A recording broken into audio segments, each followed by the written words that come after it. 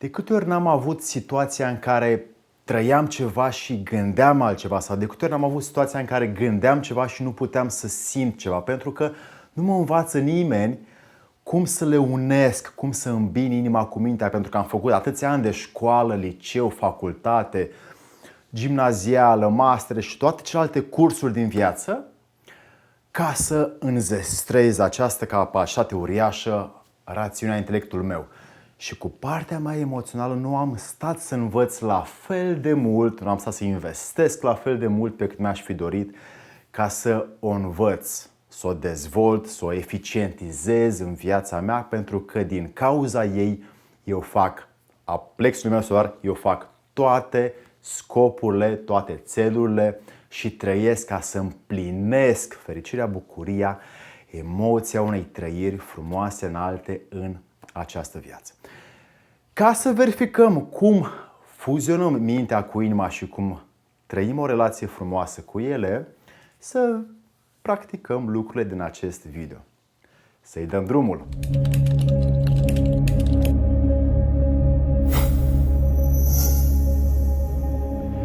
Dragii mei prieteni, la cererea voastră am pregătit 5 secrete pentru relația minte-inimă.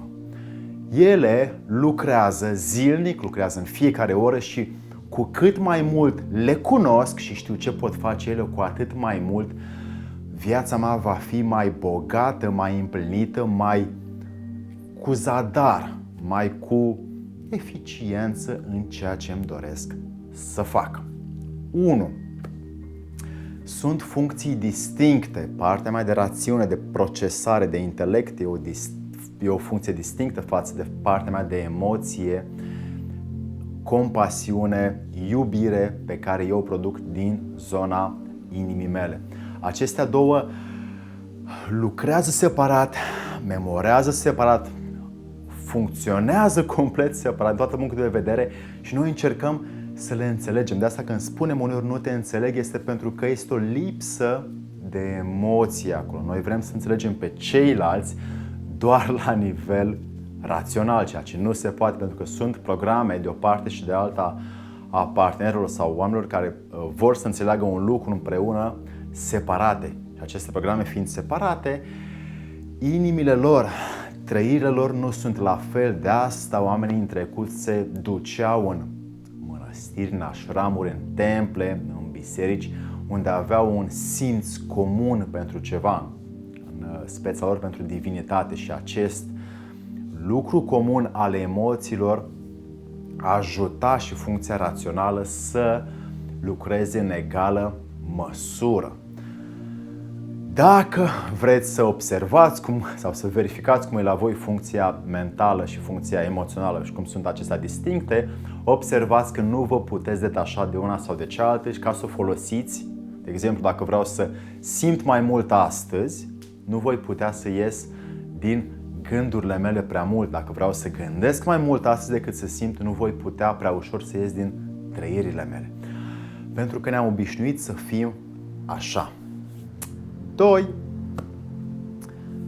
Ambele funcții produc, atât mintea cât și inima produc energie, mintea cu partea formativă, asociativă, de psihologie, de logică, de creație, de inovație, de idei, inima cu funcțiile ei de trăiri, empatie, iubire, ajutor și așa mai departe, până când observăm că cu cât mai mult le antrenăm ca ele să producă în jur, cu atât mai mult ele își creează un izvor și mai mare, o putere și un volum și mai mare de generare a unui râu de evenimente frumoase în viață.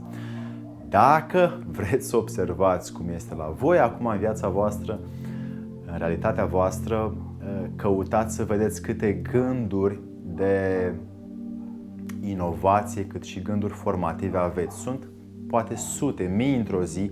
Notați-le pe cele mai frumoase. La fel și cu inima. Vedeți cât de mult sunteți recunoscători, iubitori, altruiști cu ceilalți. Notați-le și pe acestea și după aia o să vedeți că după câteva zile, nu mult, o să crească numărul lor, pentru că le conștientizați, le observați, le aveți în vedere și ați văzut cât de ușor devenea când ați produs cu ele mai mult. 3. Observă cine comandă.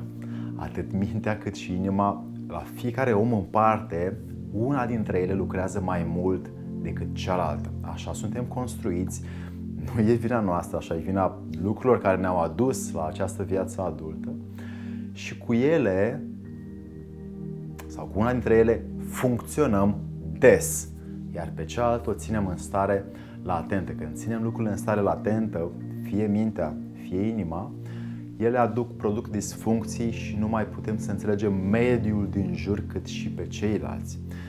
De asta, uneori când avem suferințe, supărări, tristeți, nu putem ieși pentru că partea de trăire a inimii nu știe cum să fie lăsată în pace de către minte și mintea să zică, bă, gata, nu mai sufăr, și să-ți treacă în clipa aia. Nu se poate și e greu. Adică se poate, dar după o multă muncă pe care o faci cu tine în fiecare zi, vei putea să dai comandă din minte ca să dispară suferința sau vei putea să înlături un gând negativ ca să aduci dragostea. Și dacă vrei să lucrezi zilnic cu ele, observă că una comandă mai mult alteia. Mintea va spune, taci, emoție, că am de făcut un lucru important de viață, plan, sunt șmecher, și alte ori, când în moment de suferință poate pentru cineva, taci, gânduri, va spune inima și mintea va veni cu iubire, cu dragoste, cu acceptarea sau cu iubirea pentru ceva ce este în jurul ei. Din acest motiv, dacă vezi cine comandă înăuntrul tău, vei putea să ajuți partea latentă ca să vină și ea către îmbinare, către fuzionare. 4. Încarcă-le. De asta îți încarci telefonul în fiecare zi ca să aibă putere să vorbești la el. La fel e nevoie, pentru că facem update-uri zilnic la telefon sau săptămânale, lunare, e nevoie să facem update și la minte cât și la inimă. Avem uneori același soft din 1995, de când era Windows 95, cu el lucrăm înăuntru nostru. E inadmisibil să păstrăm aceleași gânduri de acum 30, 20 sau 15 ani sau de ieri. Astăzi am posibilitatea cu inima să dau, să produc, să încarc mai mult, cât și cu mintea să aduc, să înțeleg, să ofer, să dăruiesc din ea gânduri care pot ajuta realitatea din jurul meu. Dacă le văd ca un izvor de a încărca viața mea, atunci voi începe să lucrez cu ele mai mult, să le încarc mai mult. Mintea o pot încărca prin cărți, prin discuții cu cei care sunt mai inteligenți decât mine, cu ascultarea vorbitului și cât de mult eu pot să vorbesc mai curat, mai sincer, mai ajutător pentru ceilalți, prin ce gânduri mi observ în minte și cum arunc pe cele negative gunoaiele și produc cele care sunt utile. Toată această hrană pentru minte există zi de zi, te costă 0 bani ca să o faci, ca să încarci inima, ai natură, ai prieteni, ai recunoștință, ai haine, mâncare, aer, viață în tine și ai atât de multe motive să produci înăuntrul tău o stare care să-ți țină inima înflăcărată, vie, și poți începe dimineața de când te trezești să dai cuiva un telefon drag, să fii recunoscător, să faci un frumos pentru ceilalți, să dăruiești o floare, să dăruiești ceva cuiva drag, un zâmbet, și tot timpul ai disponibilitatea care costă iarăși 0 bani să o faci încât să te încarci în inimă.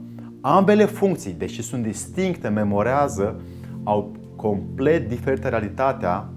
E nevoie ca zilnic să le încarc cu ceva, să aduc ca să am din ce să produc, ca și o sămânță care fără apă, fără minerale din pământ, fără soare, nu va crește. Așa și cu tine, e nevoie să-ți fertilizezi mintea și inima să crească.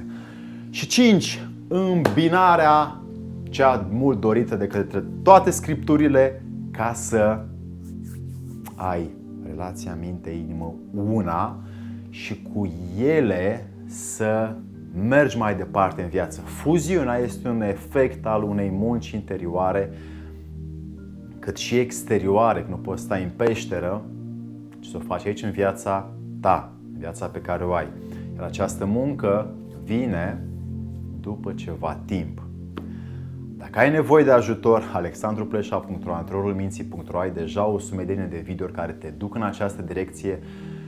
Scrie-mi sub video mai jos în comentarii și spune-mi unde sunt uneori bubele care nu te lasă să ai relația minte-inimă fuzionată completă, încât să poți să-ți împlinești, desăvârșești și a ajuta viața pe care o ai, încât fiecare moment să fie ca acesta în care îți spun cu dragă inimă ceva și îți dau o idee, la fel cu dragă inimă, ca să poți verifica, practica aceste 5 lucruri pe care te rog să nu le crezi, ci să le verifici până când vor deveni practica ta în viața ta. Să-ți fie de bine!